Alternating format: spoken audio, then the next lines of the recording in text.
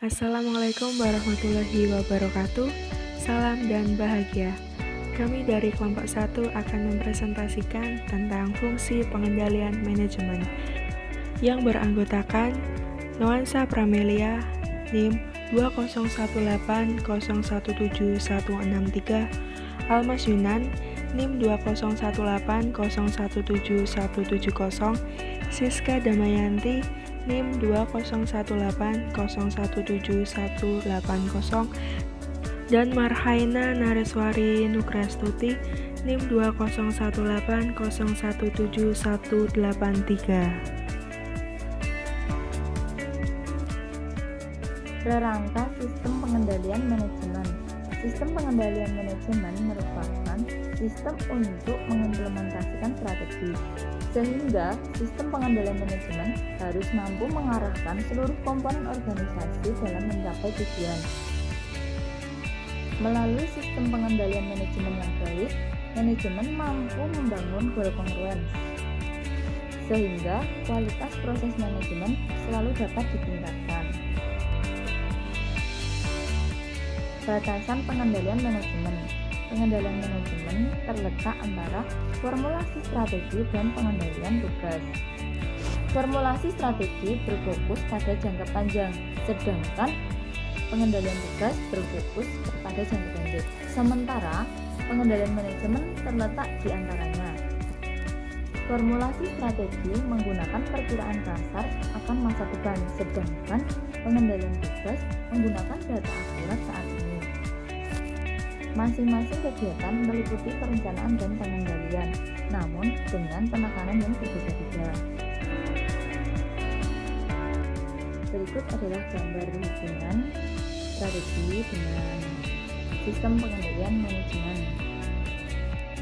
Yang pertama yaitu strategi formulation. Dalam strategi formulation ini dilakukan perumusan-perumusan seperti goals yang akan dituju, strategi-strategi yang akan digunakan, apa aja, terus bagaimana strategi itu dilakukan, terus perumusan-perumusan kebijakan yang akan digunakan juga termasuk dalam strategi formulation.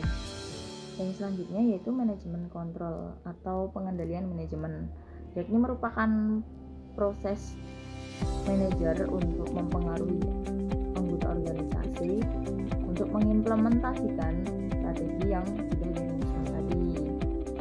Ada beberapa kegiatan yang dilakukan manajemen kontrol seperti merencanakan hal-hal apa yang harus dilakukan, mengkoordinasikan aktivitas-aktivitas dalam organisasi, mengkomunikasikan informasi, mengevaluasi informasi, serta juga mempengaruhi orang-orang dalam organisasi tersebut. Yang terakhir ada operational control, di mana dapat dilihat bagaimana kinerja strategi yang telah diimplementasikan untuk mencapai goal tersebut. Dapat dilihat apakah efisien atau tidak, efektif atau tidak. Yang selanjutnya yaitu pandangan tentang pengendalian, di mana pandangan tentang pengendalian ini dibagi menjadi dua, yaitu reaktif dan proaktif. Untuk reaktif sendiri merupakan tipe pengendalian dengan umpan balik tunggal atau single feedback. Pengukuran kinerjanya dilakukan dengan cara membandingkan antara kinerja aktual dengan kinerja standar. Perkenalkan, nama saya Almas Yunan dengan NIM 2018-0171170. Di sini saya akan melanjutkan presentasi dari rekan saya. Ya, di sini saya akan mempresentasikan tentang elemen-elemen sistem pengendalian. Terdapat 4 elemen sistem pengendalian, yaitu asesor, detektor, efektor, dan jejaring komunikasi. Yang pertama yaitu asesor. Asesor merupakan alat penilai yang dapat mengevaluasi prestasi aktivitas. Kedua, detektor. Detektor merupakan alat yang dapat mendeteksi apa yang sedang terjadi. Yang ketiga, efektor merupakan alat yang dapat digunakan untuk mengubah kondisi yang diinginkan. Yang keempat, jejaring komunikasi merupakan sarana untuk mentransfer informasi di antara elemen-elemen pengendalian yang lain. Ya, lalu yang berikutnya dari penjelasan tadi dapat digambarkan sebagai berikut. Dapat dilihat dari gambar berikut, yaitu ada detektor dari informasi apa yang terjadi, lalu ke asesor, dia membandingkan dengan standar, lalu akan memunculkan efektor dengan perubahan perilakunya. Dapat pula dilihat di gambar ini, jejaring komunikasi ini berfungsi sebagai penghubung untuk sebagai sarana memberikan informasi. Sebagai contoh agar lebih jelas, misal untuk standar kecepatan laju mobil di jalan raya menurut UU Kepolisian maksimal 60 km per jam. Seorang pengemudi mobil akan mengendalikan laju kendaraannya melalui 4 elemen berikut, yaitu yang pertama, detektor, merupakan laju kecepatan kendaraan yang dideteksi dengan mata melalui pengamatan speedometer. Lalu yang kedua ada asesor, merupakan otak pengemudi akan membandingkan antara kecepatan aktual dengan kecepatan standar. Lalu yang ketiga efektor, jika otak pengemudi menyimpulkan bahwa laju terlalu cepat, otak akan memberikan perintah ke kaki untuk menekan rem kendaraan. Lalu yang keempat jejaring komunikasi, yaitu saraf yang menggerakkan semua perintah dari otak ke kaki melalui deteksi mata. Yang selanjutnya yaitu ada manajemen dan pengendalian. Pengendalian adalah akhir dari proses manajemen, sedangkan manajemen adalah proses integrasi sumber daya dan tugas guna pencapaian tujuan perusahaan. Sehingga sistem pengendalian manajemen memfokuskan pada pelaksanaan strategi. Strategi ini diimplementasikan melalui yang pertama struktur organisasi, yang kedua manajemen SDM, dan yang ketiga budaya organisasi. Struktur organisasi menetapkan peranan masing-masing personil, hubungan pelaporan dan pembagian tanggung jawab dalam pengambilan keputusan organisasi. Manajemen SDM merupakan seleksi, pelatihan, evaluasi, promosi, dan pemecatan karyawan guna pengembangan kompetensi pegawai untuk melaksanakan strategi organisasi. Budaya organisasi mengacu pada kepercayaan, sikap, norma umum yang secara eksplisit maupun implisit mengarahkan tindakan manajerial. Lalu yang selanjutnya pengukuran kinerja. Pengukuran kinerja yang digunakan dalam sistem pengendalian manajemen ini meliputi ukuran kerja finansial dan non-finansial. Dimensi finansial memfokuskan pada hasil-hasil moneter, yaitu laba bersih dan pengembalian atas modal. Sedangkan dimensi non-finansial meliputi mutu produk, pangsa pasar, kepuasan pelanggan, ketepatan waktu layanan, dan semangat kerja karyawan. Level strategi. Yang pertama, strategi untuk keseluruhan organisasi atau korporat.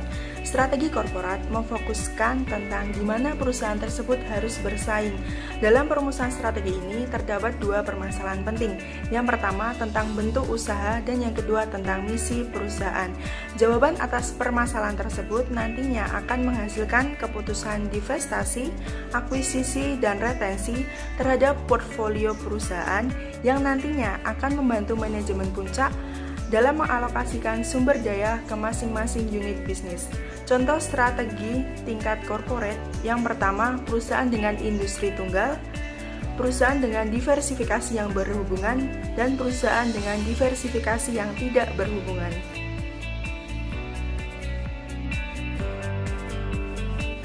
Yang kedua, strategi untuk unit-unit bisnis dalam organisasi. Strategi ini berorientasi kepada bagaimana perusahaan harus bersaing. Biasanya tergantung pada aspek misi dan tujuan, serta bagaimana unit bisnis akan berkompetisi di industri untuk mencapai misi dan tujuan yang telah ditetapkan sebelumnya. Untuk perusahaan yang didiversifikasi, tingkatan strategi perusahaan berbeda dengan strategi unit usaha. Sedangkan untuk perusahaan dengan satu bentuk usaha tidak ada pemisahan strategi.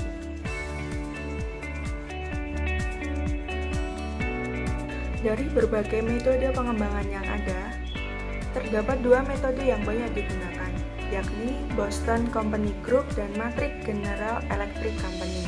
Meskipun keduanya memiliki perbedaan dalam hal metode pengembangan, namun keduanya memiliki persamaan dalam misi yang harus dipilih. Misi tersebut antara lain yang pertama ada build atau membangun. Misi ini memiliki tujuan menambah pangsa pasar, walaupun harus mengorbankan laba jangka pendek dan juga arus kas. Yang kedua, hold atau mempertahankan. Misi ini diarahkan untuk perlindungan pangsa pasar posisi persaingan. Yang ketiga, ada harvest atau memanen. Misi ini memiliki tujuan untuk memaksimalkan laba jangka pendek dan arus kas, walaupun harus mengorbankan pangsa pasar. Dan yang terakhir ada divest atau divestasi. Misi ini menunjukkan suatu keputusan untuk mundur dari dunia bisnis dengan cara likuidasi atau penjualan segera. Hubungan antara pengendalian dengan aktivitas manajemen lainnya. Aktivitas yang pertama adalah aktivitas perumusan strategi. Produk akhir dari aktivitas ini adalah tujuan, strategi, dan kebijakan dengan waktu panjang dan biasanya dilakukan oleh manajemen level top atau level atas. Yang kedua, pengendalian manajemen. Pengendalian manajemen ini memiliki produk akhir berupa implementasi strategi yang memiliki waktu menengah dan biasanya dilakukan oleh manajemen level middle. Yang ketiga, pengendalian tugas. Pengendalian tugas ini memiliki produk akhir berupa kinerja, efisiensi, dan efektivitas tugas-tugas individual. Waktunya pendek dan biasanya dilakukan oleh manajemen level lower. Selanjutnya yaitu manajemen kontrol. Pengendalian manajemen merupakan suatu proses untuk memastikan bahwa organisasi mampu mencapai tujuan yang telah ditetapkan. Untuk itu, mengapa perlu adanya pengendalian manajemen? Yaitu kurangnya pengarahan. Kurangnya pengarahan bukan masalah yang sepele bagi banyak perusahaan. Hal ini mengakibatkan pegawai tidak paham mengenai apa yang harus mereka kerjakan. Oleh karena itu, salah satu fungsi pengendalian manajemen adalah memberikan informasi kepada seluruh pegawai tentang bagaimana cara mereka berkontribusi secara langsung untuk memenuhi tujuan organisasi. Kedua, yaitu problem motivasi. Masalah motivasi merupakan masalah umum, sebab tujuan individu dan tujuan organisasi secara alami tidak berjalan. Individu sebagai pegawai adalah self-interest. Yang ketiga yaitu keterbatasan personil. Keterbatasan yang dimiliki masing-masing personal, misalnya kurangnya kemampuan, pengalaman, wawasan, bahkan ide untuk mengerjakan tugas. Yaitu bagaimana cara menghadapi permasalahan pengendalian. Dalam usaha mencapai tujuan organisasi, perusahaan selalu menghadapi kendala, keterbatasan maupun hambatan. Ada beberapa cara yang disarankan untuk meminimalkan masalah yang muncul dalam pengendalian manajemen, yaitu pertama, yaitu penghilangan aktivitas. Manajer seringkali dapat menghindari masalah pengendalian yang berkaitan dengan entitas dengan cara mengeliminasi aktivitas yang bersifat non-value added seperti mekanisme subkontrak, perjanjian lisensi, atau divestasi. Yaitu automasi. Manajer seringkali menggunakan komputer, robot, expert system, dan bentuk automasi lainnya untuk mengurangi masalah pengendalian. Automasi ini dapat mengurangi human error seperti tidak akurat, tidak konsisten, dan kurangnya motivasi. Ketiga yaitu sentralisasi. Semua keputusan penting dibuat oleh level manajemen puncak dapat menghindari sebagian problem pengendalian. Sentralisasi biasanya terkait dengan keputusan akuisisi, divestasi, penganggaran modal, negosiasi kontrak penjualan besar, perubahan organisasi, rekrutmen, dan pemberhentian karyawan. Yaitu berbagi risiko. Kemungkinan lain untuk meminimalkan problem pengendalian dengan berbagi risiko. Pembagian risiko dengan pihak luar dapat mengurangi kerugian akibat perilaku pegawai yang tidak semestinya. Selanjutnya yaitu dampak pengendalian terhadap perilaku. Sistem pengendalian manajemen yang baik adalah yang mampu memotivasi pegawai untuk mencapai tujuan organisasi dan mampu meningkatkan kompetensi pegawai dalam mewujudkan tujuan tersebut. Karakteristik sistem pengendalian yang baik antara lain: 1. Value oriented, artinya pengendalian diarahkan untuk meningkatkan tanggung jawab setiap personel, baik akuntabilitas horizontal maupun vertikal. Yang kedua yaitu future oriented, artinya tujuan pengendalian adalah untuk menghindari adanya hal-hal yang tidak diinginkan di masa mendatang. Ketiga yaitu objective driven. Objektif adalah tujuan yang ingin dicapai. Sebagian besar aspek kinerja yang harus dipertimbangkan. Misalnya, pengendalian departemen produksi tidak dikatakan baik kecuali jika aspek-aspek efisiensi, kualitas, dan manajemen aset dipertimbangkan sebagai elemen yang dikendalikan. Yang keempat yaitu tidak selalu murah, bahkan umumnya mahal. Pada kebanyakan perusahaan, jika manfaat dari pengendalian melebihi cost, baru bisa diterapkan.